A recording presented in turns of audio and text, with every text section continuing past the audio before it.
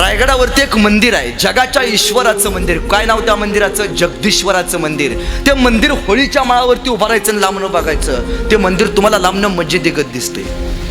आज जे गुगलवरती सर्च करा जगदीश्वराचं मंदिर, का दिसतंय हो मस्जिदीगत? का बांधलं मस्जिदीगत महाराजांनी? तुम्हाला माहिती आहे, आपल्या प्रत्येक हिंदूंच्या मंदिरावरती गोपुर असतात, पण महाराजांनी ते मंदिर मस्जिदीगत बांधलं. महाराजांचा दूरदृष्टिकोन बघा.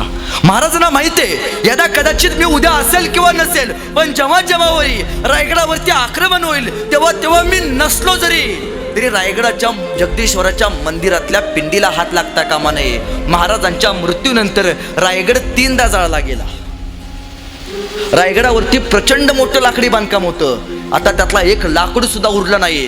त्या जगदीश्वराच्या मंदिराच्या बाहेर नंदी आहे, त्या नंदीची गर्दन सुद्धा तत्कालीन काळातल्या माणसांनी कलन केली. पण 3 वेळा रायगड जाळून सुद्धा जगदीश्वराच्या मंदिरात जायचं धाडस यवनांचं झालं नाही. का? कारण ते मंदिर लांबनं मस्जिदीगत दिसतंय आणि मस्जिदीत कधी यवन जात नाहीत. त्यामुळं आज असलेल्या महादेवाच्या पिंडीला हात सुद्धा लागला नाही. आपल्या गावातला देव आणि जगदीश्वराच्या मंदिरातली पिंड जर कुठल्या राजामुळे शाबूत राहिली असेल तर ते छत्रपती शिवाजी राजामुळे राहिले.